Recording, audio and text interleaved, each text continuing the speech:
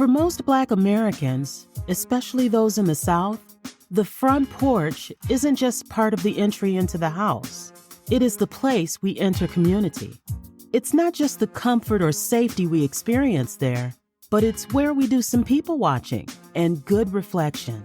On the front porch is where we tell the truth with a little sweetener and an awesome time along the way.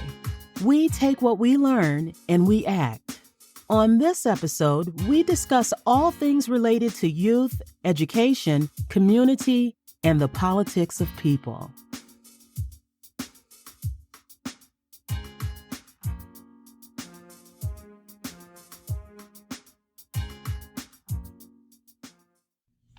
Hey, good people, it's KaCey, and we're back on the front porch. I am just so grateful that you are still rocking with me. So this is the third recording, technically the second full episode. And today we're really going to get into why do we do school still the way that we do it? And I'm leading up to something because here in Atlanta, school starts back on August 1st, so really in a couple of weeks. And these last couple of weeks, I have had the good pleasure of working with some phenomenal folks across the city who really do the work when it comes to our people, to our folks. And so I want to start today with some shout outs. I want to shout out my co-founder, my business partner, Mark Katie Boyd. He has been rocking with us. He is working with us and our organization, Hey, Helping Empower Youth, full time now. And so he really gets to see the things that give me much jargon, but much joy all at the same time. And of course, Shandia, who is our ride or die when it comes to this work, especially on the admin and the operations side. She has been rocking with us. We have old new hire. So Hadia worked with us with our very first after school program. She has now graduated from college and we're super excited for her. And she is back with us. But then we got to shout out Coach LaVanya Jones from Consciously Funded. She's also a professor at Morehouse College where she teaches entrepreneurship and a whole lot of other things. She's a lot like me. She got her hands in a little bit of everything. But just so grateful to all of the connections that she's been able to make in terms of the phenomenal speakers, y'all, that have been in front of our young people. Then we got Sterling Johnson from Partnership for Southern Equity, PSE, and the Just Opportunity portfolio that he manages. And then there's Aaron Johnson, who's doing double duty with PSE and Chris 180. Y'all, that session that he led today around being trauma aware, it was overwhelming. It was hard. It was heavy, but it was necessary. So definitely a huge shout out to Aaron. And just being vulnerable. It takes someone who has done the work and who knows themselves well to be able to facilitate that kind of training and to walk that fine line of pushing other people to the edge, but knowing how to care for them in the process. So just really excited to do this work with him. Y'all, then there is my homie, Bame Joyner, one half of Atlanta Influences Everything. Then we got Dante Miller from Village Micro Fund. Y'all, I'm just saying, we are doing the doggone thing when it comes to these young people and putting in front of them some amazing, amazing experts, really. Folks that can command any amount of money because of what they've been able to produce. And so we had Justin Dawkins from Collab Capital. If y'all don't know Justin Dawkins and Joel Burke Solomon from Collab Capital, then you want to follow them. They are about the work and putting the resources in the hands of people to ensure that they can continue to do the work. We've had Cicely Garrett, who came and rocked out, teaching our young people really how do you think about your business? How do you organize it? Dr. Chike Akua, y'all, oh my God, if y'all have never heard this man really tie in who we are as a people into what our responsibility is around consciousness and serving our folks even through profitable and successful businesses, like y'all really need to check him out too. And so it's been great. It has been great. We are excited for the work that has gone forth already. And we got 2 more weeks to go. We have 2 more weeks to go. And I say that, and I bring all of that up, not just to give these people a shout out because I've been spending time with them, but it really ties into, our topic for today. And y'all, look, let me just preface this right here. Folks who know me know that I am a licensed and ordained minister. I'm not necessarily somebody's preacher, if that makes sense, right? You're not going to really see me hooping and hollering. You're not really going to see me probably preach a whole lot of sermons until I'm a sweaty mess. Like, that's not my call, right? That's not my season right now. I have a newfound respect for every preacher, pastor, minister, reverend, bishop, apostle, whomever, that has to do that on a weekly basis. Yo, while we're not necessarily preaching to them, there's a lot of pouring out and a lot of ministering that we're doing with these 19 young souls, that when I come home after 4 hours, I don't recognize how I feel in my body. I am not exaggerating. Like, I literally have to catch my breath. I have to lay down. I need a nap. Maybe something cold to drink. I need to feed myself actual food, because I don't recognize how I feel in my own body after constantly being on the go emotionally, mentally, spiritually for these young people, and then constantly be on guard to make sure that we also keep their physical safety a priority. Much respect to every person that has to do that every single Sunday. And I realized that most of us are going home drained and tired, although we love the work, and we're going to keep going back, and we're going to keep doing this, because this is not any of our first time. But it's hard because how they're showing up in this space is probably how they're also showing up in classrooms. So when we say that we owe teachers a debt of gratitude, y'all, that doesn't even scratch the surface. I've done my fair share of time in the classroom. I don't know how people like my mama did this for 35 years. There's also different generation of children that are in these classrooms.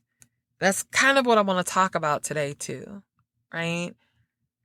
These are not the same children, right? In terms of personality, perspective, behavior, responsiveness, right? Insert whatever word you choose, that we saw in the 80s, in the 90s, or even in the early 2000s. These children, these young people, these growing adults, y'all, they will take you through. They will take you through. And so while we're trying to shake things up a little bit and make sure that we are not lecturing constantly, that we're not making this a semblance of school, y'all, I'm sitting here, and as much as I've prepared for today, I'm still at a loss for words to try to really contextualize this for you. But as I think about how hard it is for them to even be in this space where they have fun, they're laughing, they're playing music, there's no judgment passed, like, they're still having a very hard time focusing. And because subconsciously, a lot of them are still waiting for this to feel like school. And so their bodies are going into a defense mechanism, and they're defaulting to the behavior that they would exhibit in school, because they kind of correlate that, oh, I'm here to learn something, which means it has to be school-like, which means this is how I act in school, so this is how I'm going to act here, even when we're trying to make it different for them. So it brings me to this question: when are we going to do school differently? Think about it, right? Now, the majority of my experience has been in traditional public schools. I know that there are a lot of school models that allow for creativity, that allow for flexibility. They really cater to the student's learning style, right? So I'm not naive to that. I really do know my job, and I know it well. So I know that there are schools that do that. However, the bulk of my experience has been in traditional public schools. And the overwhelming majority of traditional public schools don't allow for the level of creativity or modifications necessary for us to really teach children in a way that they can digest and really internalize and own the education that we are working so hard to provide for them. One of the things I've asked for years is, for as much as we love testing our students, and I'm being facetious with that, okay, in case you didn't catch it, why don't we test their learning style and place them in classrooms based on their learning style, right? Why don't we say, when you enter into school, we're going to find out what kind of a learner you are, right? Are you a kinesthetic learner? Do you need to touch something? Do you need to feel something, right? Do you need to manipulate it? Okay? Are you an auditory learner? Can you listen to it and you got it, right? You can take your own notes. You can begin to paint the pictures in your head just from hearing it. Maybe you're visual. No, I don't want to paint the picture. I need you to show me the picture, right? I need you to show it to me. And I may need you to do it with me in order for me to fully understand what it is that you need me to do. But even with that, there are subsets of that, because there's some students who learn socially, right? They do well in a group, whether it's subconscious competitiveness there. And then there's some that do really well working by themselves. I am a solitary learner, right? I am the type of person, and this was confirmed for me when I worked at Points of Light. And when I worked at Points of Light, I had the unique opportunity of being selected to participate in the American Express Leadership Academy for high performers. And during that time, they gave us a profile and an assessment that we needed to take. And long story short, when I got my scores back, we sat down with an executive coach, and that executive coach literally said to me, I can give you all the jargon, right? I can make this sound really complicated for you, and you can put all these words on your resume and on your profile, your professional profile and all of that. But I'm just going to break this down for you, because I have never seen a score be so heavily skewed this way. Basically, your scores say, tell me what you want me to do and then get out of my way. And I'm like, dang, nobody ever gave me the words to articulate that, right? Because I always felt that way when I work. Like, why are you hovering over me? I don't do well with micromanagers, y'all. I don't. Why are you hovering over me? Now, if you gave me the job to do, trust me to do the job, and trust me to be professional and adult enough to say, hey, I'm a little confused here. You know, I'm challenged over here. I got a little speed bump over there. What resources are available? How can you support me and help me to get over this challenge so I can continue doing this work by myself? Thank you. Right? I was like, dang, that's a real thing. That's a real thing. Glad somebody said that to me. Now, it could be that I have the whole only child, baby of the family syndrome. Long story, but not. I'm not the only child, but I was raised as the only child. And so I've learned to be by myself a lot of times. So if we have all these distinct learning styles, why then don't we place students in classrooms with teachers that can facilitate learning based on that learning style? I wonder if we were to do it for just a semester, even as a pilot, what would test scores look like if a student got all of their instructional time tailored to their learning style? And again, don't come for me. I know that there are schools who do that. Again, my experience is in traditional public schools, okay? So, just want to put that in context for you. So, all that to say this, that's still not enough, right? While my degree is in sociology, and I'm working really hard to be able to own the title of sociologist, right? So that comes with published articles and research and all of that. But before I became a sociology major, I majored in early childhood education because I wanted to follow in the steps of my mother, who taught school for 35 years. And as I was taking classes around pedagogy and educational history and educational theory, what I learned is that traditional public school, as we know it now, has a few origins depending on which theorists you like to follow. But one constant thing was that school was designed to help prepare the workforce. It was designed to make sure that young people could grow up and enter the workforce and know how to really know how to behave when they got there. They were going to have a boss. They were going to have a manager. They were going to have a supervisor, right? They were going to have somebody tell them what to do, and they needed to be able to get in line and follow instructions.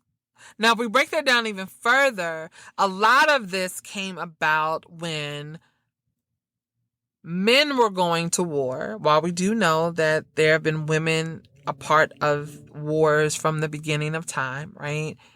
But as the overwhelming majority of men were going into war, that meant more and more women had to go to work, right?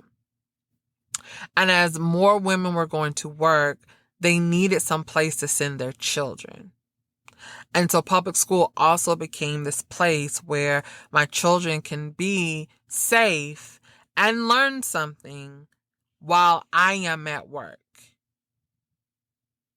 Well, the places that a lot of the women were going to work were on assembly lines, in factories, especially in the North, because in the South, if you was black, and I said it how I wanted to, if you was black, you were likely in the field still sharecropping, even though the days of slavery, legally, on paper anyway, have been abolished.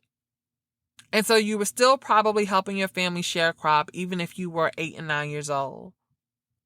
And there are historical accounts where our children could only go to a certain level of school before the family needed their body in order to try their damnedest to break even.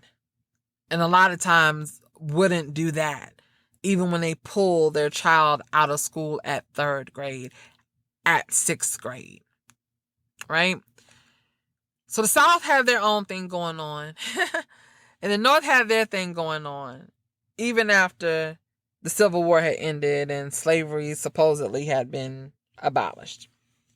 Well, if we think about the fact that school was designed to send students into the workforce, it probably makes sense that most of our classrooms still have desks and chairs and tables in nice little neat rows. I remember, I think I was in the 3rd grade in Miss Roller's class at Hermitage Elementary in Virginia Beach, Virginia. The first time I remember sitting at a table with some of my... Now, this is outside of kindergarten, right? Kindergarten, everybody sits at tables. But sitting with my friends for just a little bit of time to do some work. But 1st grade in Miss Honeycutt's class in a straight row. 2nd grade, Miss Brown in a straight row. 3rd grade, Miss Roller, straight row.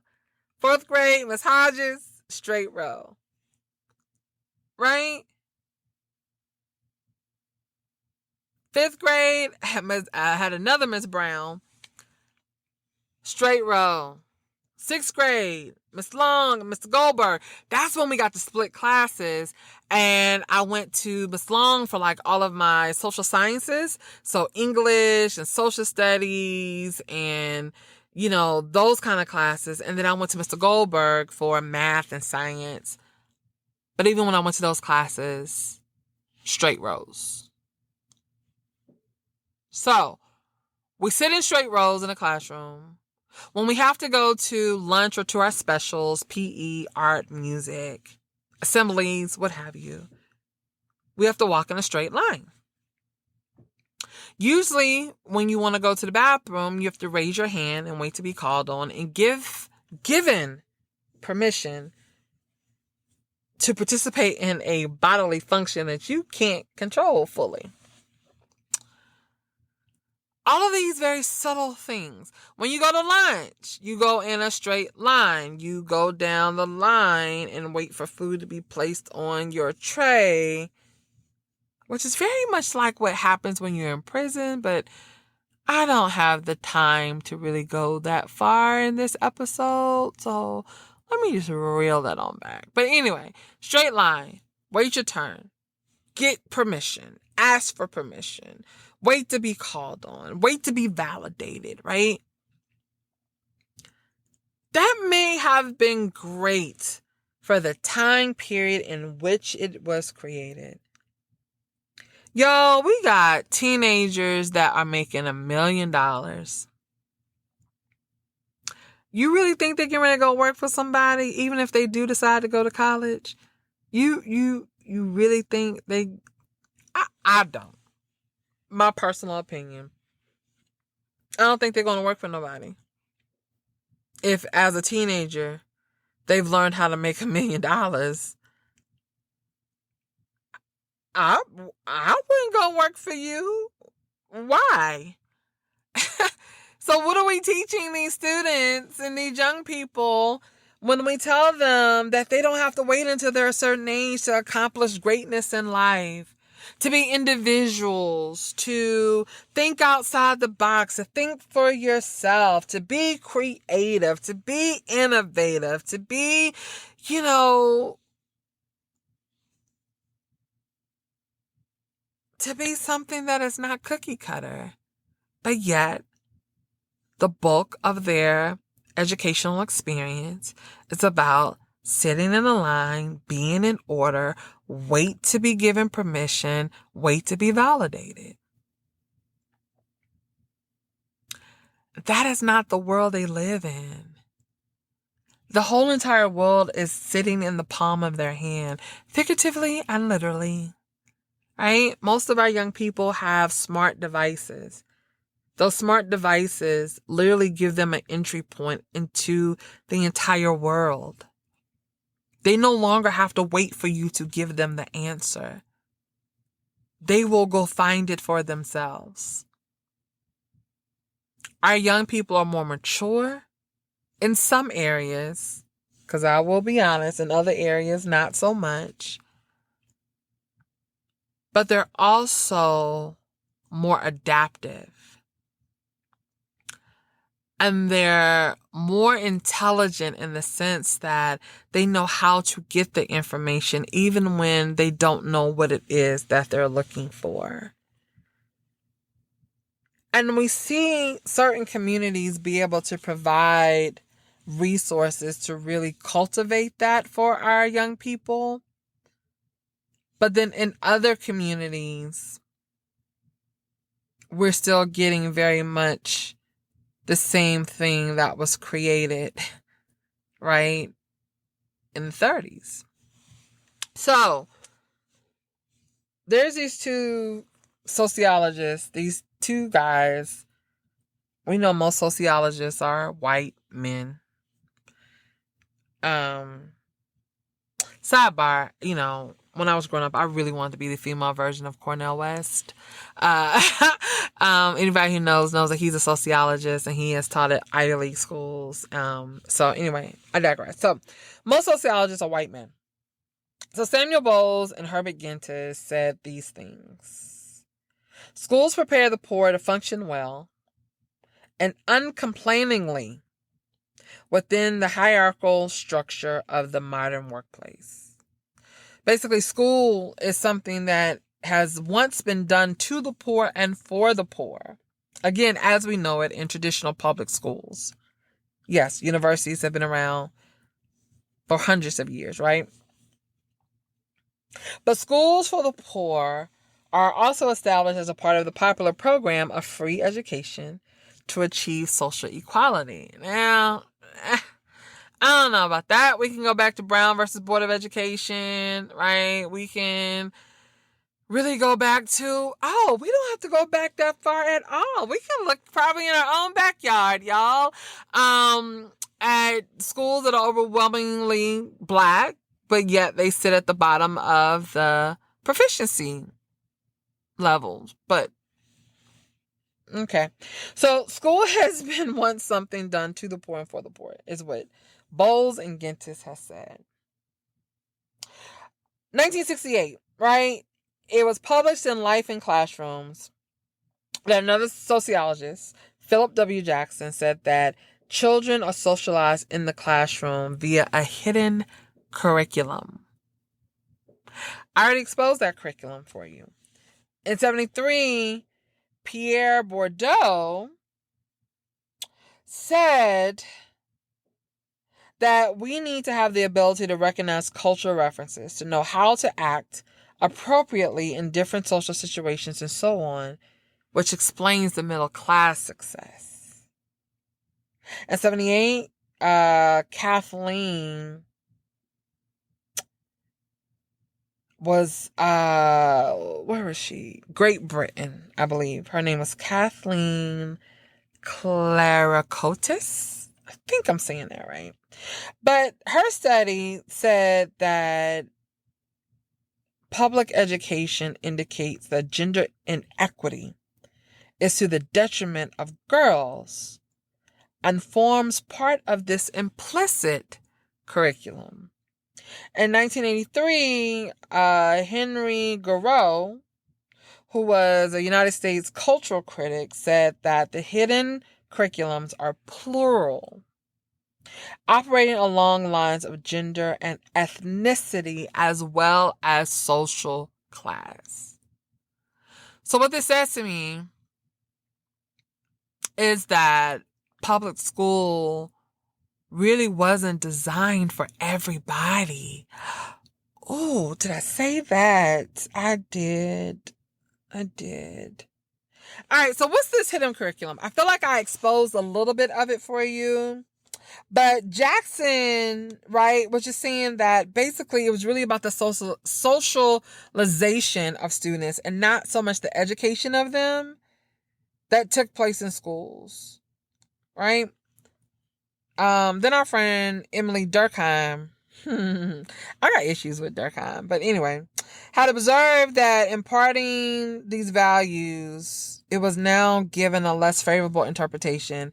And since then, other approaches have developed from that, right? Which is where we get Bowles and Gintis, who talk about, school being done to and for the poor.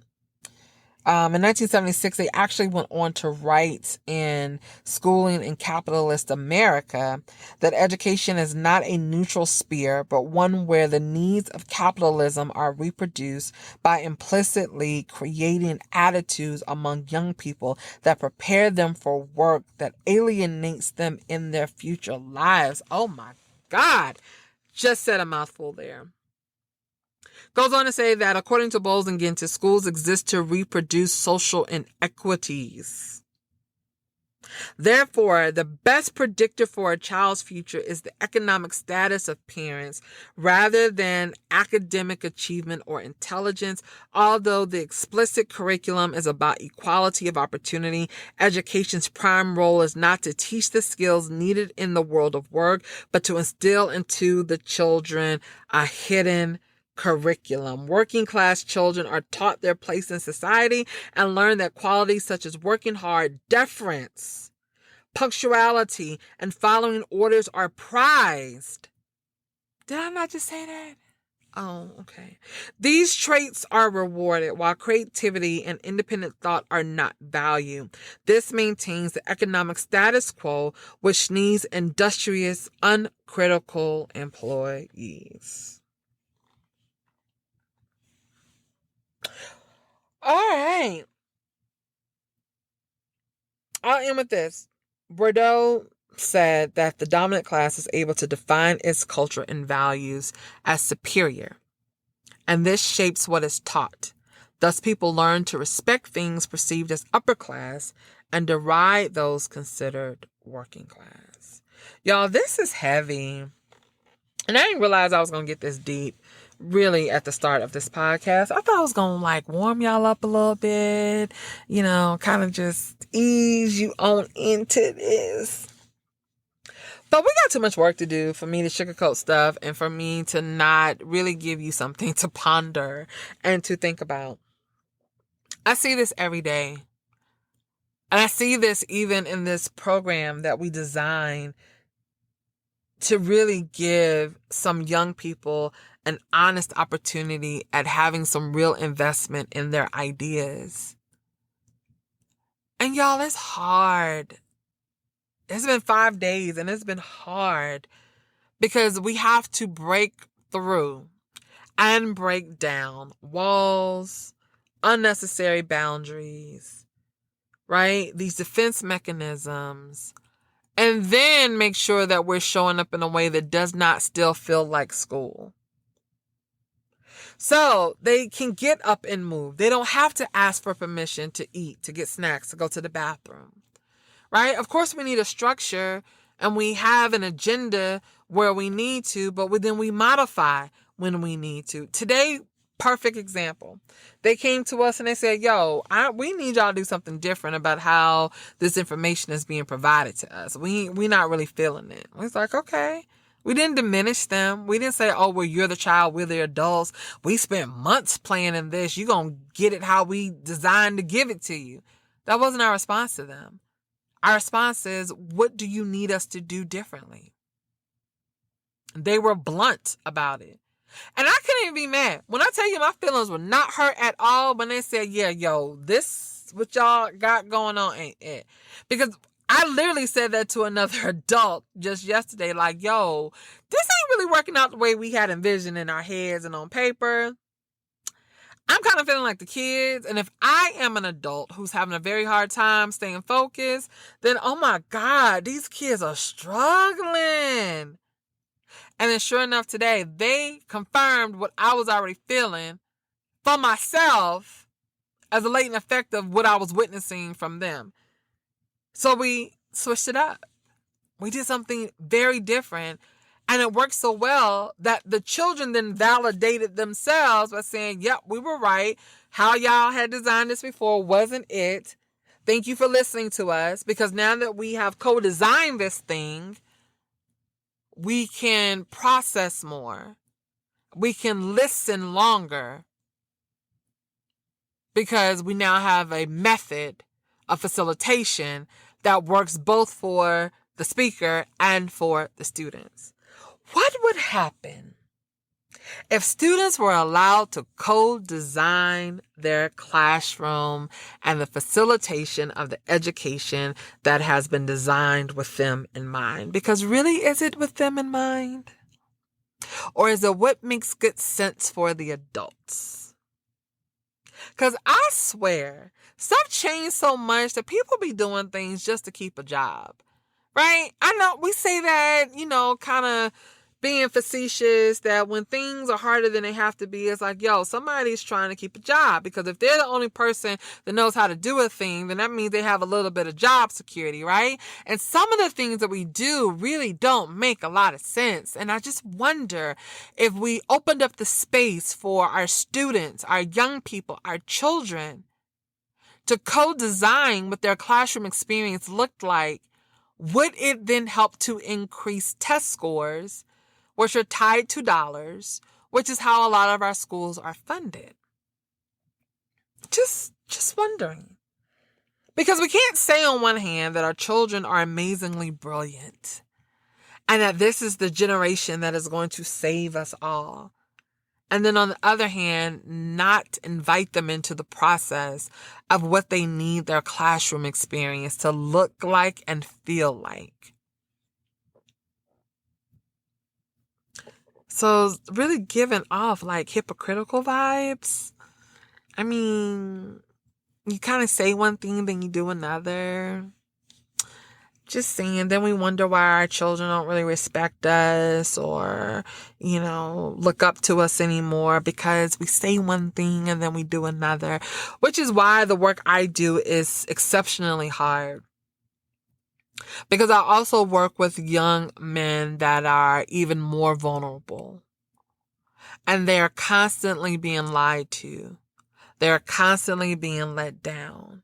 And I said this before, let down isn't about not being able to say no to a young person, but it's about making a promise and then you don't follow through on it. And there have been a lot of times where I've made a promise to them that I then had to make some quick changes in my own personal life to make sure that I kept my word to them, because I was not going to be yet another adult that let them down. So when I can't do something, I tell them I can't do that. This is why I can't do that. This is why I won't do that, right? Where it's appropriate, let me tell you why. Because again, still young people, still children. And as I digress a little bit, which y'all will learn I do often, I don't really understand these people who tell their kids everything. Like, some stuff really is age appropriate, y'all. Like, I understand having open relationships with your children to build trust and bonds and all of that. I'm here for all of it. However, like, some of y'all be really using y'all's kids like they your mini therapists and your mini best friends. And like, I just think you should temper like some of these personal conversations you're having with your kids. But again, not my business, Tell your kid all about your sex life. I don't know. I'm just saying, like, where it's appropriate, I tell them why something can't happen, why the answer was no. And then there are times where I have to say, you got to trust me on this. Like, all I can tell you is no. But I refuse to be a hypocrite. I refuse to be yet someone else that lets them down. I refuse to tell them that I believe that they have the power to change their lives, that they have everything in them to be whatever it is that they choose to be. And then I don't treat them as such. Or that I don't offer and extend the same type of respect that I want in return from them. Because if I'm going to hold them accountable to it, then they should be able to hold me accountable as well.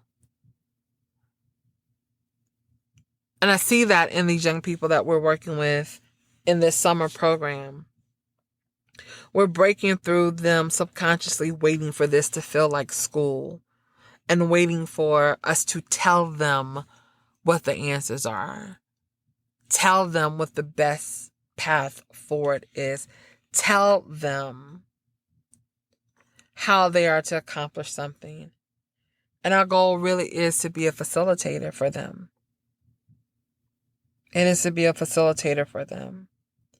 So as always, we still have a lot of work to do, y'all. We do. It's not going to get easier. I went to a dinner the other night, and it was really good just to sit and be amongst people who are doing the work. And someone said something to me, because I told him that someone asked me How often do you think about giving up? And I said, every day. But I can't lament on it. I can't ruminate on it. I can't sit in that because something then happens where I have to go and do something about it. I got to fix it. I got to solve it. I got to research it. I got to respond to it. I don't have the time to sit in this is the day that I'm going to quit, right? But let me preface this for you. I don't think about quitting because I don't like the work that I do, or because the work that I do isn't important, or because the kids are too much, or it's none of that. I sometimes think about quitting because of adults. Because adults make this work harder than it has to be, right? Like if I really sat down and talked to you all about what it feels like and looks like to be a Black woman who leads a nonprofit,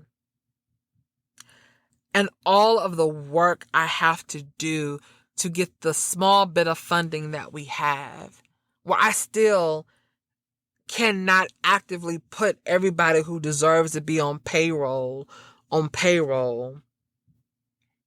insert my hand as well there.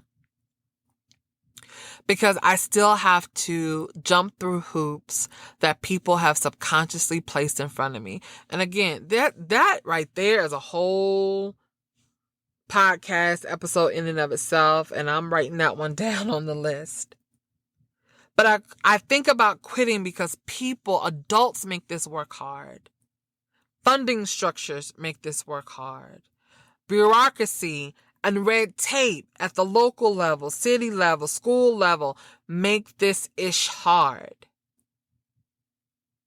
Having to talk to grown people about why we shouldn't give up on young people. Like literally, I've had people say they're not going to amount to much. You're wasting your time. They thugs. You know they really out here doing X, Y, and Z. Yada, yada, yada. And I'm like, and?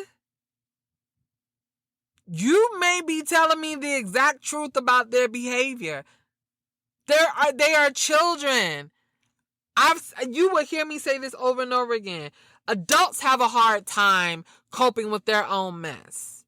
Children who don't have a fully developed brain, you really think that they're always going to pick the best, most productive, effective way to cope with their foolishness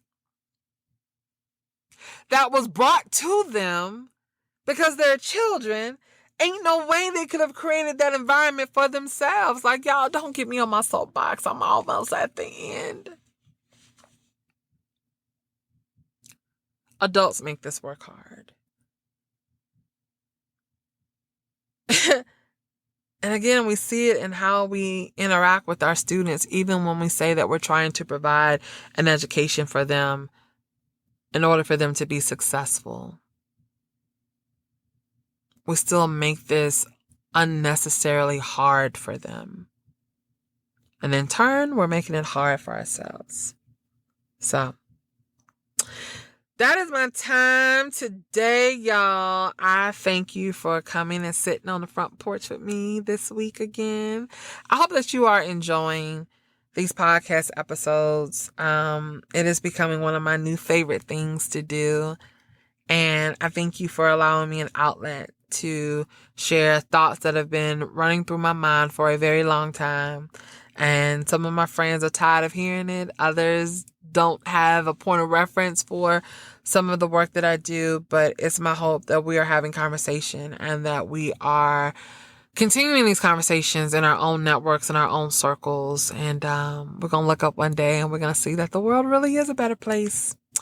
All right, y'all enjoy. Stay safe. And I'll see you next week on the front porch.